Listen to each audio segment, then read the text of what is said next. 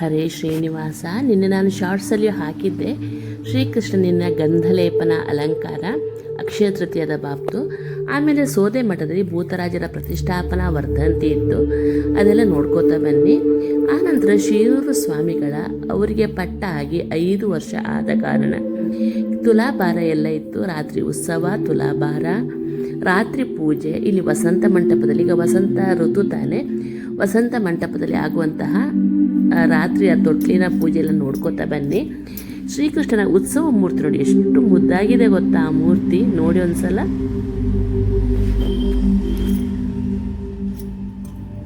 ನೋಡಿ ಅವನು ಶಯನೋತ್ಸವದಲ್ಲಿ ತೆಗೆದ ಫೋಟೋ ಅದು. ಆ ನಂತರ ಅಲ್ಲಿ ಸುಬ್ರಹ್ಮಣ್ಯ ಗುಡಿ ಎದುರು ನೋಡಿ ಮೆರವಣಿಗೆ, ಅಂದರೆ ಕೃಷ್ಣನ ಪಲ್ಲಕ್ಕಿಯಲ್ಲಿ ತಗೊಂಡು ಒಳಗೆ ಹೋಗ್ತಾ ಇದ್ದಾರೆ ಶಯನೋತ್ಸವಕ್ಕೆಲ್ಲ. ಉತ್ಸವದ್ದು ಫೋಟೋ ಎಲ್ಲ ಹಾಕ್ತಾ ಇದ್ದೀನಿ. ಸ್ವಾಮೀಜಿಗಳಿಗೆ ಮಾಲಿಕಾ ಮಂಗಳಾರತಿ ಆಗ್ತಾ ಉಂಟು ನೋಡಿ. ನಮ್ಮ ಉತ್ಸವ ಮೂರ್ತಿ ಕೃಷ್ಣನದು. ತುಲಾಭಾರ,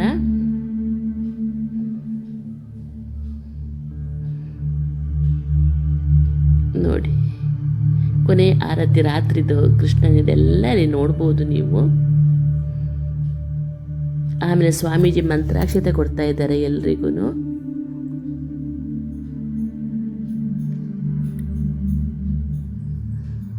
ಇದು ಇವತ್ತಿನ ಅಲಂಕಾರ ನೋಡ್ಬೋದು. ನಂದಗೋಪ ಕುಮಾರ ಅಂತೆ, ನಾನು ಕಟ್ಟಿದ ಪಾರಿಜಾತ ಮಾಲಿನ ಕುತ್ತಿಗೆಗೆ ಹಾಕೊಂಡಿದ್ದೇನೆ, ನೀವು ನೋಡ್ಬೋದು ಅದರಲ್ಲಿ. ಆನಂತರ ನಾನು 2022ಕ್ಕೆ ಹಾಕಿದಂತಹ ಉಪ್ಪಿನಕಾಯಿ ಈಗ ಹೇಗಿದೆ ಅಂತ ನೋಡೋಣ. ಮೇಲೆ ನೋಡಿದರೆ ಹಾಳಾಗಿದೆ ಅಂತ ಅಂದ್ಕೋಬೋದು, ಅದು ಹಾಳಾಗಿಲ್ಲ ನೋಡಿ. 2022 ಮಾರ್ಚ್ 21ಕ್ಕೆ ನಾನು ಮಸಾಲೆ ಹಾಕಿ ಪ್ಯಾಕ್ ಮಾಡಿರುವಂಥದ್ದು ನೋಡಿ. ಇದು ಈ ಥರ ಇರುತ್ತೆ, ಮೇಲಿನ ಲೇಯರ್ ಮಾತ್ರ ಹಾಳಾಗಿರುತ್ತೆ ನೋಡಿ. ಇದು ಈ ಥರ ನೋಡಿ, ನಾನು ಕಳೆದ ವರ್ಷ ಹಾಕಿದ್ದ ಮಿಡಿ ಹೇಗಿದೆ ನೋಡ್ಬೋದು. ಕೆಳಗೆಲ್ಲ ಚೆನ್ನಾಗಿರುತ್ತೆ, ಮೇಲೆ ಸ್ವಲ್ಪ ಲೇಯರ್ ಥರ ಬಂದಿರುತ್ತೆ. ಅದನ್ನು ನಾವು ತೆಗೆದು ಹಾಕಿ ಉಪ್ಪಿನಕಾಯಿನ ಬಳಸಬೇಕು. ಅದು ಎಲ್ಲ ಕಡೆಯಲ್ಲಿ ಹೀಗೇ ಆಗುವಂಥದ್ದು. ಇದಕ್ಕೆಲ್ಲ ಜಾಸ್ತಿ ತಲೆ ಕೆಡಿಸ್ಕೊಂಡು ಉಪ್ಪಿನಕಾಯಿ ಎಸೆಯೋಕ್ಕೆಲ್ಲ ಹೋಗಬೇಡಿ. ಸ್ವಲ್ಪ 1-1.5 ಇಂಚಷ್ಟು ತೆಗೆದು ಹಾಗೆ ಎಷ್ಟು ಕಪ್ಪಿತ್ತು ನೋಡಿ. ಈ ಮಿಡಿ ನೋಡಿ, ಮೇಲಿನ ಲೇಯರ್ದು ಮಿಡಿಗಳು, ಇದನ್ನ ತೊಳೆದು ನಾವು ತಂಬುಳಿ ಎಲ್ಲ ಮಾಡ್ಬೋದು. ನಾನು ಮುಂದಿನ ವೀಡಿಯೋಗಳಲ್ಲಿ ತೋರಿಸ್ತೀನಿ. ಇನ್ನೂ ಸ್ವಲ್ಪ ಕ್ಲೀನ್ ಮಾಡಿ ತೆಗೆದುಬಿಟ್ಟು ಆನಂತರ ಉಪ್ಪಿನಕಾಯಿ ನಾವು ಬಳಸ್ಕೋಬೇಕು ನೋಡಿ. ತೆಗೆದ ನಂತರ ಎಷ್ಟು ಚೆನ್ನಾಗಿದೆ ಅಂತ ನೋಡ್ಬೋದು ನೀವು. 22 ಇವತ್ತು ಈ ವರ್ಷಕ್ಕೆ 4 ವರ್ಷ ಆಗುತ್ತೆ ನೋಡಿ. 2026 ಅಲ್ವಾ, 4 ವರ್ಷ ಆಗುತ್ತೆ. ನೋಡ್ಬೋದು ಎಷ್ಟು ಗಟ್ಟಿಯಾಗಿದೆ ಅಂತ. ತುಂಬಾ ಟೇಸ್ಟಿ ಆಗಿರುತ್ತೆ, ತುಂಬ ತಂಪು. ಇದು ನಾರ್ಮಲ್ ಹೊಸ ಉಪ್ಪಿನಕಾಯಿ ತುಂಬ ಉಷ್ಣ ಅಂತ ಹೇಳ್ತಾರೆ, ಇದು ಒಳ್ಳೆಯದು, ಇದು ಆರೋಗ್ಯಕ್ಕೆ. ಒಂದು ಮೀಲ್ ಪ್ಲ್ಯಾನ್ ತಗೊಂಬಂದಿದೆ ನೋಡಿ. ಒಂದು ತುಂಬಿದ ಹಾಗಲಕಾಯಿದು, ಅದೇ ಬರುವ ಕರೇಲ ಬರುವ ಅಂತ ಹೇಳ್ತಾರಲ್ಲ, ಅದನ್ನ ಮಾಡೋಣ. ಅಂದರೆ ತುಂಬಿದ ಬದನೆಕಾಯಿ ಮಾಡ್ದಂಗೆ ತುಂಬಿದ ಹಾಗಲಕಾಯಿ ಎಷ್ಟು ಚೆನ್ನಾಗಿ ಬಂದಿತ್ತು ಅಂದರೆ ಚೂರು ಕಹಿ ಆಗಲ್ಲ. ಈ ಥರ ನೀವು ಮಾಡಿ ನೋಡಿ.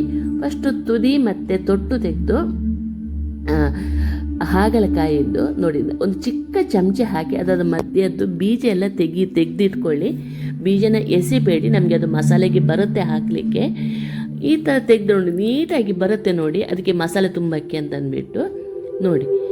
ಆನಂತರ ಇದನ್ನ ಸ್ಟೀಮಲ್ಲಿ ಇಟ್ಟು ಒಂದು 10 ನಿಮಿಷ ನಾವು ಸ್ಟೀಮಲ್ಲಿ ಬೇಯಿಸಬೇಕು. ತೋರಿಸ್ತೇನೆ ನಿಮಗೆ ನೋಡಿ ಎಷ್ಟು ನೀಟಾಗಿ ತೆಗಿಲಿಕ್ಕೆ, ಚಮಚದ ಈ ಕಡೆಯಿಂದ ತೆಗಿಲಿಕ್ಕೆ ಬರುತ್ತೆ ಅಂತ ನೀವು ನೋಡ್ಬೋದು. ಅದನ್ನ ನೋಡಿ ಎಲ್ಲ ತೆಗ್ದಾಯಿತು. ಈಗ ಒಂದು ಸ್ಟೀಮಲ್ಲಿ ಇಡಬೇಕಿದ್ನ. ಫಸ್ಟ್ ಅದಕ್ಕೆ ಸ್ವಲ್ಪ ಅರಿಶಿಣ ಮತ್ತು ಉಪ್ಪನ್ನು ಸ್ವಲ್ಪ ಅದಕ್ಕೆ ರಬ್ ಮಾಡಬೇಕು, ಸ್ವಲ್ಪ ಎಳ್ಕೊಳ್ಬೇಕದು. ಆವಾಗ ಸ್ವಲ್ಪ ಕಹಿನೂ ಕಡಿಮೆ ಆಗುತ್ತೆ ನಿಮಗೆ. ಅರಿಶಿಣ ಮತ್ತು ಸ್ವಲ್ಪ ಉಪ್ಪು ಹಾಕಿ ನೋಡಿ, ಅದನ್ನ ಮಿಕ್ಸ್ ಮಾಡಿಕೊಂಡು ಒಳಗೆ ಹೊರಗೆ ಅದನ್ನ ಸ್ವಲ್ಪ ಸ್ಪ್ರೆಡ್ ಮಾಡ್ಕೊಳ್ಳಿ ಬೆರಳಲ್ಲಿ. ಚಪಾತಿಗಾಗಲಿ ಅನ್ನಕ್ಕಾಗಲಿ ಭಾಳ ಚೆಂದ ಆಗುತ್ತೆ. ಕಹಿ ಸ್ವಲ್ಪ ಹೌದಾ ಅಲ್ವಾ ಅಂತ ಅನಿಸುತ್ತೆ, ಟಾಲರೇಬಲ್, ಅದು ಅದ್ಭುತವಾಗಿ ಬರುತ್ತೆ. ನೀವು ಒಂದ್ಸಲ ಮಾಡಿ ನೋಡಿ. ಈ ಹಾಗಲಕಾಯಿ ಯಾರು ತಿನ್ನಲ್ಲ, ಯಾರು ಮೂಗು ಮುರಿತಾರೆ ಅವರೆಲ್ಲ ಇದನ್ನ ತಿಂದು ಎದ್ದೇಳ್ತಾರೆ, ನೀವು ನೋಡ್ಬೋದು. ನಮ್ಮ ಊರಲ್ಲೆಲ್ಲ ನಿನ್ನೆ ಮಳೆ ಬಂದಿದೆ. ನಿನ್ನೆ ಅಂತಂದರೆ ಅಕ್ಷಯ ತೃತೀಯದ ಅವತ್ತು ಸಾಯಂಕಾಲ. ಇದು ನಾನು ವಿಡಿಯೋ ಮಾಡಿದ್ದು ತುಂಬ ದಿವಸ ಆಯಿತು. ಈ ಅಕ್ಷಯ ತೃತೀಯದ ಕಾರ್ಬಾರಿಂದಾಗಿ ಸ್ವಲ್ಪ ಓಡಾಟ ಎಲ್ಲ ಜಾಸ್ತಿನೇ ಆಯಿತು. ಫಂಕ್ಷನ್ ಎಲ್ಲ ತುಂಬ ಇದೆ ಈಗ. ನೋಡಿ ಈ ಥರ ಸ್ಟೀಮರ್ಗೆ ಒಂದು ಬಾಣಲಿಗೆ ನೀರು ಹಾಕಿ ಅದಕ್ಕೆ ಒಂದು ಚಿಕ್ಕದು ಸ್ಟೀಮರ್ ಥರ ನೋಡಿ ಮಾಡ್ಕೊಂಡು ಜರಡಿನೇ ಇಟ್ಟು ನಾನು ಬೇಯಕ್ಕೆ ಇಟ್ಟಿದ್ದೀನಿ. ನೋಡ್ಬೋದು ಉಪ್ಪು ಮತ್ತು ಅರಶಿನ ಮಿಕ್ಸ್ ಮಾಡಿದ ಈ ಹಾಗಲಕಾಯನ್ನು ಇದೊಂದು 60 ಭಾಗ ಬೆಂದರೆ ಸಾಕು. ಫುಲ್ಲು ಮೆತ್ತಗಾಗೋದು ಬೇಡ. ಮೆತ್ತಗಾಗಿದ್ದರೆ ಆ ಮಸಾಲೆ ತುಂಬಿಸ್ಬೇಕಿದ್ರೆ ಹರಿದೋಗ್ಬೋದು. ಈಗ ಒಂದು ಮಸಾಲೆ ರೆಡಿ ಮಾಡ್ಕೊಳ್ಳೋಣ. ಅದು ಬೇಯ್ತಾ ಇರಬೇಕಿದ್ರೆ ಒಂದು ಮಸಾಲೆ ರೆಡಿ ಮಾಡ್ಕೊಳ್ಳೋಣ. ನಾವು ನೋಡಿ ಈ ಥರ ಬಾಣಲಿ ಇಟ್ಟು ಒಂದು ಪ್ಯಾನ್ ಇಟ್ಟು ಅದಕ್ಕೆ ನಾನು ಏನು ಗೊತ್ತಾ, ಬರೀ ತೆಂಗಿನಕಾಯಿ ಎಣ್ಣೆ ಬರೀ ಕಡಲೆಕಾಯಿ ಎಣ್ಣೆ ಮಾತ್ರ ಬಳಸೋದಿಲ್ಲ, ನಾನು ಸಾಸಿವೆ ಎಣ್ಣೆ ಕೂಡ ಬಳಸ್ತೀನಿ. ಅದಕ್ಕೆ ಒಂದು 5 ಟೀ ಸ್ಪೂನ್ ಅಥವಾ ಟೇಬಲ್ ಸ್ಪೂನು ನೆಲಗಡಲೆ ಹಾಕ್ಕೊಂಡು ಹುರ್ಕೊಳ್ಳಿ. ಏನು ಗೊತ್ತಾ, ನೆಲಗಡಲೆ ಮತ್ತು ಎಳ್ಳು ಎರಡನ್ನೂ ಹಾಕಬೇಕು. ಸ್ವಲ್ಪ ಹೆಚ್ಚು ಕಡಿಮೆ ಆದರೆ ಏನೂ ತೊಂದರೆ ಇಲ್ಲ, ಇದರಲ್ಲಿ ಹೆಲ್ತಿಗೆ ಒಳ್ಳೆಯದೇ. ಇದು ಹುರಿಲಿಕ್ಕೆ ಈ ಸೈಡಿಗೆ ಮಾಡಿಬಿಟ್ಟು ಅದು ಫ್ರೈ ಆಗ್ತಾ ಇರುತ್ತೆ. ಬಾಕಿ ಮಸಾಲೆಗಳನ್ನೆಲ್ಲ ಹಾಕ್ಕೊಳ್ತಾ ಬರೋಣ. ನೋಡಿ 1 ಚಮಚ ಕೊತ್ತಂಬರಿ ಬೀಜ ನಾನು ಅಷ್ಟಕ್ಕೆ ಮಾಡ್ತಾಯಿದ್ದೀನಿ. ಸ್ವಲ್ಪ ಮಸಾಲೆ ಜಾಸ್ತಿ ಇದ್ರೂ ಚೆನ್ನಾಗಿರುತ್ತೆ ತಿನ್ನೋಕ್ಕೆ, ಸ್ವಲ್ಪ ಕಹಿನೂ ಕಡಿಮೆನೂ ಆಗುತ್ತೆ. 1 ಚಮಚ ಕೊತ್ತಂಬರಿ ಆದ ನಂತರ ಅರ್ಧ ಚಮಚ ಜೀರಿಗೆ, 1/4 ಚಮಚಷ್ಟು ಸೋಂಪು, 1/4 ಚಮಚಷ್ಟು ಕಾಳು ಮೆಣಸು ಇಷ್ಟೇ ಹಾಕ್ಕೊಂಡು ಅದನ್ನ ಫ್ರೈ ಮಾಡಿ. ಏನು ಚೆನ್ನಾಗಿ ಬರುತ್ತೆ ಗೊತ್ತಾ, ಇದು ನಾನು ಹೇಳಿದಷ್ಟು ಅಳತೆಗೆ ನಿಮಗೆ ಅರ್ಧ kg ಬದನಿದು ಹಾಗಲಕಾಯಿಗೆ ನಾವು ಬಳಸ್ಬೋದು. ನಾವು ಸ್ವಲ್ಪ ಹೆಚ್ಚು ಕಡಿಮೆ ಬೇಕಾದರೆ ನೀವು ಮಾಡಿಕೊಳ್ಳಿ. ನೋಡಿ ಇದನ್ನ ಫ್ರೈ ಮಾಡಿಕೊಳ್ಳಿ. ಎಲ್ಲನೂ ಒಟ್ಟು ಮಾಡಿ ಫ್ರೈ ಮಾಡಿಕೊಂಡ್ರೆ ಸಾಕು. ಸಿಮ್ಮಲ್ಲಿ ಇಟ್ಕೊಳ್ಳಿ, ಕರಟೋದು ಬೇಡ, ಕಹಿಯಾಗಿಬಿಡುತ್ತೆ. ಆನಂತರ ತಿರುಳು ತೆಗೆದಿಟ್ಟಿರ್ತೀವಲ್ವ ಹಾಗಲಕಾಯಿದು, ಅದನ್ನೂ ಅದಕ್ಕೆ ಮಿಕ್ಸ್ ಮಾಡಿಕೊಳ್ಳಿ. ನಾನು ಎಳ್ಳು ಹುರಿದಿದ್ದಿತ್ತು ಅಂತ ಕೊನೆಗೆ ಹಾಕ್ಕೊಂಡಿದ್ದೀನಿ. ಇಲ್ಲ ಎಳ್ಳು ಹುರಿದಿದ್ದು ಇಲ್ಲ ಅಂತಂದರೆ ಈ ಟೈಮಿಗೆ ಹಾಕ್ಕೊಳ್ಳಿ. ಆನಂತರ ಕೊಬ್ಬರಿ ಅಥವಾ ತೆಂಗಿನಕಾಯಿ, ಕೊಬ್ಬರಿ ಹಾಕಿದರೆ ಅದು ಸ್ವಲ್ಪ ಬೇಗ ಫ್ರೈ ಆಗುತ್ತೆ, ತೆಂಗಿನಕಾಯಿ ಹಾಕಿದರೆ ಸ್ವಲ್ಪ ಲೇಟ್ ಆಗುತ್ತೆ, ಅಷ್ಟೇ ವ್ಯತ್ಯಾಸ, ಮತ್ತಿನ್ನೇನು ವ್ಯತ್ಯಾಸ ಇಲ್ಲ ಅದರಲ್ಲಿ.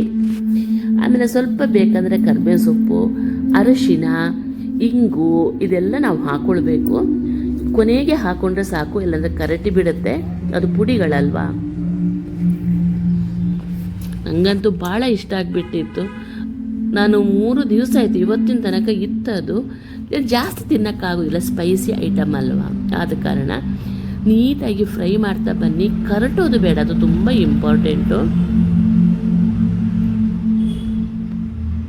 ನೋಡಿ ಆನಂತರ ಅದಕ್ಕೆ ಇಂಗು ಹಾಕ್ಕೊಳ್ಬೇಕು ನಾವು.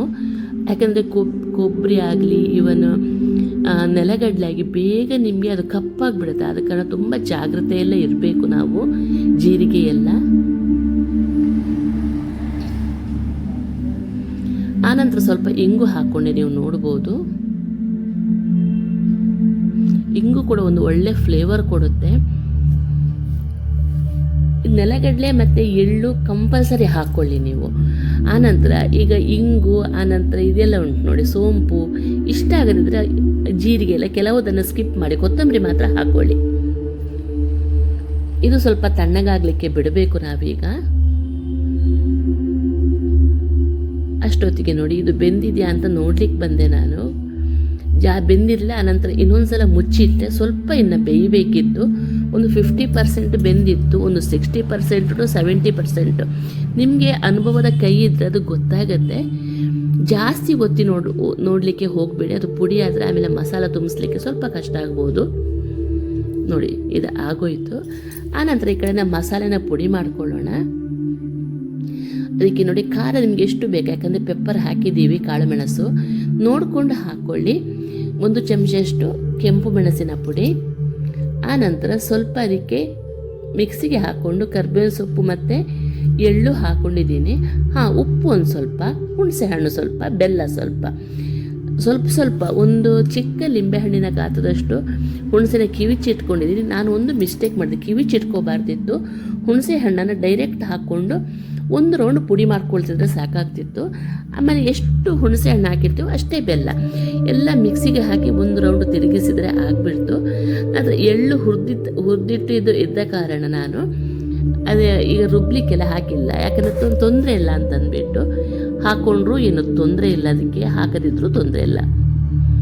ನೋಡಿ ಸ್ವಲ್ಪ ಹುಣಸೆ ಹಣ್ಣು ಹಾಕಿ, ನಾನು ಅದೇ ಹೇಳಿದ್ನಲ್ಲ ಅದನ್ನ ಇದು ಮಾಡಿ ಹಾಕಬಾರ್ದಿತ್ತು. ನಾನು ಡೈರೆಕ್ಟ್ ಇದ್ರೂ ಒಂದು ಆಮ್ಚೂರು ಪುಡಿ ಇದ್ರೂ ಆಗುತ್ತೆ. ಬೇಡ ನಿಮಗೆ ಲಿಂಬೆಹಣ್ಣು ಹಾಕ್ಕೊಳ್ತೀನಿ ಅಂದರು ಕೊನೆಗೆ ಎಲ್ಲ ಆದ ನಂತರ ಲಿಂಬೆಹಣ್ಣಿನ ರಸ ಸೇರಿಸ್ಕೊಂಡ್ರು ನಡೆಯುತ್ತೆ. ನೋಡಿ ಕರ್ಬೇವಿನ ಸೊಪ್ಪು ಹಾಕಿದ್ದೀನಿ, ಕಾಣ್ಬೋದು ನೀವಲ್ಲಿ. ಆನಂತರ 1/2 ಚಮಚೆಯಷ್ಟು ಎಷ್ಟು ನಾವು ನೆಲಗಡಲೆ ಹಾಕಿರ್ತೀವಿ ಅದರ ಅರ್ಧ ಭಾಗದಷ್ಟು ನಾವು ಎಳ್ಳು ಹಾಕ್ಕೊಳ್ಬೇಕು. ಇದು ಎರಡೂ ನಮಗೆ ಹೆಲ್ತಿಗೆ ತುಂಬಾ ಒಳ್ಳೆಯದು, ಆದ ಕಾರಣದಿಂದ ಮಿಸ್ ಮಾಡಬೇಡಿ. ಇದು ಮಸಾಲೆ ರೆಡಿ ಆಗಿಬಿಡ್ತು. ಇನ್ನು ಏನು ಗೊತ್ತಾ, ಇದನ್ನ ತುಂಬಿಸಬೇಕು, ನಾವು ಹಾಗಲಕಾಯಿಗೆ ತುಂಬಿಸಬೇಕು. ನೋಡಿ ಈ ಥರ ತುಂಬಿಸ್ತಾ ಬನ್ನಿ, ಒತ್ತಿ ಒತ್ತಿ ತುಂಬಿಸ್ಕೊಳ್ಳಿ. ಬರೀ ಎಲ್ಲ ಪ್ರತಿ ಒಂದು ಸತಿ ನಾವು ಕಚ್ಚಿ ತಿನ್ನಬೇಕಿದ್ರೆ ಬಾಯಲ್ಲಿ ಸಿಗಬೇಕು ನಮಗೆ ಎಲ್ಲದರಲ್ಲಿ ಮಸಾಲೆ, ಆ ಥರ ಇರಲಿ. ನೋಡಿ ಈ ಥರ ಎಲ್ಲನೂ ತುಂಬಿಸ್ಕೋತಾ ಬನ್ನಿ. ನೋಡಿ ಸ್ವಲ್ಪ ಕಟ್ಟಾಗಿತ್ತು, ನೀವು ನೋಡ್ಬೋದು ಸೈಡಲ್ಲಿ, ಆದರೂ ಏನೂ ತೊಂದರೆ ಆಗಿಲ್ಲ. ಸ್ವಲ್ಪ ಅಲ್ಲೇ ಇದು ಮಾಡಿಬಿಟ್ಟು ನೋಡಿ, ಸ್ವಲ್ಪ ಕಟ್ಟಾಗಿದ್ದು ನೀವು ಕಾಣ್ಬೋದು. ಜಾಸ್ತಿ ಪ್ರೆಸ್ ಮಾಡಲಿಕ್ಕೆ ಹೋದರೆ ಕಟ್ಟಾಗುತ್ತೆ.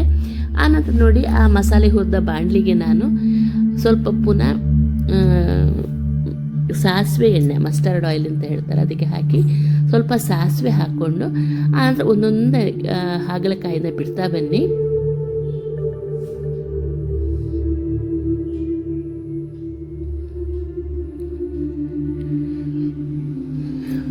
ಚಪಾತಿಗೆ, ರೋಟಿಗೆ ಎಲ್ಲ ಭಾಳ ಚೆಂದ ಆಗುತ್ತೆ. ಕಹಿಗೆ ಇದರ ಕಹಿ ನಾವು ತೆಗೆದ ಕಾರಣ ಆರೋಗ್ಯಕ್ಕೂ ತುಂಬ ಒಳ್ಳೆಯದು.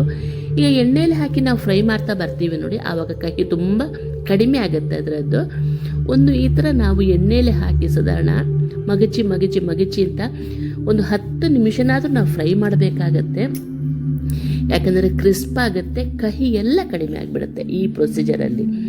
ಅರ್ಥ ಆಯಿತು ನಿಮಗೆ? ಆದ ಕಾರಣ ಈ ಪ್ರೊಸೀಜರ್ನ ಚೆನ್ನಾಗಿ ಮಾಡ್ಕೊಳ್ಳಿ. ಹೈ ಫ್ಲೇಮಲ್ಲಿ ಇಟ್ಟು ಮಾಡಬೇಡಿ, ಸಿಮ್ಮಲ್ಲಿ ಇಟ್ಟು ಮಾಡ್ಕೊಳ್ಳಿ.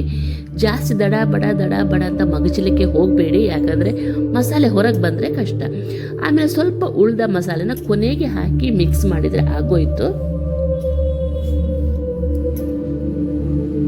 ವಿಡಿಯೋಗಳೆಲ್ಲ ಹೇಗೆ ಬರ್ತಾ ಉಂಟು ಅಂತ ಹೇಳಿ, ಸ್ವಲ್ಪ ಸಮಯ ಕೊಡಿ ನನಗೆ, ಆಮೇಲೆ ನಾನು ಫುಲ್ಲು ಸೆಟ್ ಆಗಿಬಿಡ್ತೀನಿ. ಈಗ ನೆಕ್ಸ್ಟ್ ಮಂತ್ ಕೂಡ 2 ಮಾಸಿಕ ಬರುತ್ತೆ ನಮ್ಮ ಅತ್ತೆದು.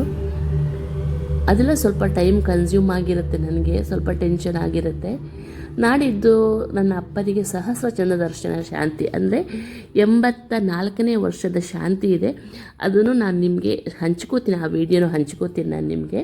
ನೋಡಿ ಬರುವಾಕರೆ ಎಲ್ಲ ಆಗೇ ಬಿಡ್ತು. ನೋಡಿ ಉಳಿದ ಮಸಾಲೆನ ಹಾಕಿ ಸ್ವಲ್ಪ ನೋಡಿ, ನನಗೆ ನೀರು ಜಾಸ್ತಿ ಆದ ಕಾರಣ ನೋಡಿ ಅದು ಮಿಡ್ಡೆ ಥರ ಆಯ್ತು. ನಂಗೆ ಅದು ಇಷ್ಟ ಆಗಲಿಲ್ಲ, ಪುಡಿ ಹಾಕಿ ಬರಬೇಕಿತ್ತು. ನಾನು ಡೈರೆಕ್ಟ್ ಹುಣಸೆ ಹಣ್ಣನ್ನು ಹಾಕ್ಕೊಳ್ತಿದ್ರೆ ಕರೆಕ್ಟ್ ಆಗ್ತಿತ್ತು, ಅಥವಾ ಆಮ್ಚೂರು ಪುಡಿ ಇತ್ತು ಅದನ್ನಾದರೂ ಹಾಕ್ಕೊಳ್ಬೋದಿತ್ತು. ಸ್ವಲ್ಪ ಅದು ಗಟ್ಟಿ ಆಯ್ತು, ನನಗೆ ಅದು ಇಷ್ಟ ಆಗಲಿಲ್ಲ. ನೋಡ್ಬೋದು ನೀವು, ಏನು ಟೇಸ್ಟಿಗೆ ಏನು ಮೋಸ ಇಲ್ಲ, ಬಟ್ ನಮಗೆ ಮಗಚಲಿಕ್ಕೆ ಮಾಡಲಿಕ್ಕೆ ಸ್ವಲ್ಪ ಕಷ್ಟ ಆಗುತ್ತೆ ಅಷ್ಟೇ. ನೋಡಿ ಇದು ಆಗೇ ಬಿಡ್ತು. ಒಂದು 5 ನಿಮಿಷ ಬಿಟ್ಟರೆ ಸಾಕು, 5 ನಿಮಿಷ ಬೇಡ, ಒಂದು 2 ನಿಮಿಷ ಬಿಟ್ಟರೆ ಸಾಕು. ಮಸಾಲೆ ಹಾಕಿದ ನಂತರ ಯಾರು ಯಾವ ಥರ ಎಲ್ಲ ಮಾಡ್ತೀರಾ ಅಂತ ಹೇಳಿ, ಈರುಳ್ಳಿ ಬೆಳ್ಳುಳ್ಳಿ ಹಾಕದೆ ಯಾವ ಥರ ಮಾಡ್ಬೋದು ಅಂತ ನಾನು ತೋರಿಸಿದ್ದೀನಿ ಈ ವಿಡಿಯೋದಲ್ಲಿ. ವಿಡಿಯೋ ಇಷ್ಟ ಆದರೆ ಗೊತ್ತಲ್ಲ, ಲೈಕ್ ಮಾಡೋದನ್ನು ಮರಿಬೇಡಿ. ಆನಂತರ ಒಂದು ತಂಬುಳಿ ಮಾಡೋಣ, ಸುಲಭ ತಂಬುಳಿ. ನಮ್ಮ ಕಡೆ ಚೇರೆ ಮರ ಅಂತ ಒಂದು ಸಿಗುತ್ತೆ, ಆ ಚೇರೆ ಮರದ ಚಿಗುರಿದು ತಂಬುಳಿ ಮಾಡೋಣ. ನೋಡಿ ಬಾಂಡಿಗೆ ತುಪ್ಪ ಹಾಕಿ, ನನಗೆ ಚೇರೆ ಮರದ ಕೊಡಿ ನಾನು ತುಂಬ ಸಲ ಗಿಡ ಕೂಡ ತೋರಿಸಿದ್ದೀನಿ ನಿಮಗೆ. ಈ ಬೇಸಿಗೆಲಾಗೋ ಹೊಟ್ಟೆ ನೋವಿಗೆ ತುಂಬ ಒಳ್ಳೆ ಮೆಡಿಸಿನ್ ಇದು. ಆನಂತರ ಪುನರ್ಪುಳಿ ಅಂತಾರೆ, ಅದರದ್ದು ಚಿಗುರು ಕೂಡ ಸ್ವಲ್ಪ ಹುಳಿ ಇರುತ್ತೆ, ಅದನ್ನು ಕಟ್ ಮಾಡಿ ಇಟ್ಕೊಂಡಿದ್ದೀನಿ. ನೋಡಿ ಫಸ್ಟ್ ಬಾಣಲಿಗೆ ಸ್ವಲ್ಪ ಜೀರಿಗೆ ಹಾಕಿ ಅದನ್ನ ಹುರ್ಕೊಳ್ಳಿ ನೀವು. ಆ ಎಲೆನ ನೀಟಾಗಿ ಅದು ಶ್ರಿಂಕ್ ಆಗುತ್ತೆ, ಒಂದು 2 ನಿಮಿಷ ಹುರ್ಕೊಳ್ಬೇಕಾಗತ್ತೆ. ಆನಂತರ ಅದಕ್ಕೆ ನಾವು ತೆಂಗಿನಕಾಯಿ, ಉಪ್ಪು, ಬೇಕಾದರೆ ಕಾಳು ಮೆಣಸಿನ ಪುಡಿ ಅಥವಾ ಕಾಳು ಮೆಣಸು ಹಾಕ್ಕೊಂಡು ರುಬ್ಕೊಳ್ಳಿ. ತೋರಿಸ್ತಾ ಹೋಗ್ತೀನಿ. ಈ ಥರ ಹುರಿದು ಮಾಡೋದ್ರಿಂದ ಅದರ ಇದೆಲ್ಲ ಹೋಗಿಬಿಡುತ್ತೆ. ನಿಮಗೆ ಇದೇ ಥರ ಕರ್ಬೇವು ಸೊಪ್ಪು, ಆಮೇಲೆ ಕೊತ್ತಂಬರಿ ಸೊಪ್ಪು, ತುಂಬ ವಿಷಯದಲ್ಲಿ ನಾವು ಕೆಲವುದನ್ನು ನಾವು ಬೇಯಿಸಬಾರ್ದು, ಕೆಲವುದನ್ನು ಬೇಯಿಸ್ಬೋದು. ಒಂದೆಲೆಗನ್ನೆಲ್ಲ ನಾವು ಬೇಯಿಸಬಾರ್ದು ಅಂತ ಹೇಳುತ್ತೆ ಶಾಸ್ತ್ರ. ಆನಂತರ ಬಾಳೆಹಣ್ಣಿನ ಬಾಳೆಗೊನೆಯಲ್ಲಿ ತುದಿಗೆ ಕುಂಡಿಗೆ ಬಂದಿರುತ್ತೆ ಅಲ್ವಾ, ಬಾಳೆಕಾಯಿದು ಹೂವು, ಅದನ್ನೂ ಇದೇ ಥರ ನಾವು ಮಾಡ್ಬೋದು. ಈ ಬೇಸಿಗೆಗೆ ಇದು ಹೇಳಿ ಮಾಡಿಸಿದಂತಹ ರೆಸಿಪಿ ನೋಡಿ. ಎಲ್ಲ ಆದ ನಂತರ ಅದನ್ನ ಮಿಕ್ಸಿಗೆ ಹಾಕ್ಕೊಂಡು ರುಬ್ಕೊಂಡಿದ್ದೀನಿ, ನೋಡ್ಬೋದು. ಸ್ವಲ್ಪ ನುಣ್ಣಗಾದ ನಂತರ ಮಜ್ಜಿಗೆ ಹಾಕಿ ನುಣ್ಣಗೆ ಮಾಡಿಕೊಳ್ಳಿ. ಇದಕ್ಕೆ ಒಗ್ಗರಣೆ ಬೇಕು ಅಂತ ಹೇಳಿಲ್ಲ, ಅನ್ನೆಸೆಸರಿ ಒಗ್ಗರಣೆ ನಾನಂತೂ ಹಾಕೋದಿಲ್ಲ, ಯಾಕಂದರೆ ಸುಮ್ಮನೆ ಪುನಃ ಎಣ್ಣೆ ತುಪ್ಪ ಎಕ್ಸ್ಟ್ರಾ ಹೊಟ್ಟೆಗೆ ಹೋಗುತ್ತಲ್ವ ಅಂತ ಅಂದ್ಬಿಟ್ಟು. ನೋಡಿ ಇದು ಕಾಳು ಮೆಣಸಿನ ಪುಡಿ ಹಾಕ್ಕೊಂಡಿದ್ದೀನಿ, ನೋಡ್ಬೋದು. ನೋಡಿ ಮಜ್ಜಿಗೆ ಹಾಕಿ ಒಂದು ಸ್ವಲ್ಪ ಉಪ್ಪು ಹಾಕ್ಕೊಂಡು ರುಬ್ಕೊಂಡ್ರೆ ಹಾಗೇ ಬಿಡ್ತು ನಮ್ಮ ತಂಬುಳಿ. ಮಜ್ಜಿಗೆ ಏನು ಜಾಸ್ತಿ ಬೇಕು ಅಂತ ಹೇಳಿ ಇಲ್ಲ, ಇದಕ್ಕೆ ಸ್ವಲ್ಪ ಸಾಕಾಗುತ್ತೆ. ನೋಡಿ ಹಾಗೇ ಬಿಡ್ತು ತಂಬುಳಿ. ಹೆಲ್ತ್ ವೈಸು ಭಾರಿ ಒಳ್ಳೆಯದು ಈ ಬೇಸಿಗೆಗೆ ಇದೆಲ್ಲ. ಇನ್ನೊಂದು ಸಲ ನಾನು ಕುಡಿಯೋ ತಂಬುಳಿ ಕೂಡ ಮಾಡಿ ತೋರಿಸಿದೆ. ಕಳೆದ ಸಲದ ವೀಡಿಯೋಗಳಲ್ಲಿ ತುಂಬ ಇದೆ ನಂದು. ನೀವು ನನ್ನ ಚಾನಲ್ ಹೋಗಿ ಪ್ಲೇ ಲಿಸ್ಟ್ ನೋಡಿದ್ರೆ ಎಲ್ಲ ಗೊತ್ತಾಗುತ್ತೆ. ನೋಡಿ ಹಾಗಲಕಾಯಿದ್ದು ಪಲ್ಯ, ತಂಬುಳಿ, ಮೊಸರು, ಉಪ್ಪಿನಕಾಯಿ ಜೊತೆ ಊಟ ರೆಡಿ. ಬನ್ನಿ ಫ್ರೆಂಡ್ಸ್, ಊಟ ಮಾಡೋಣ.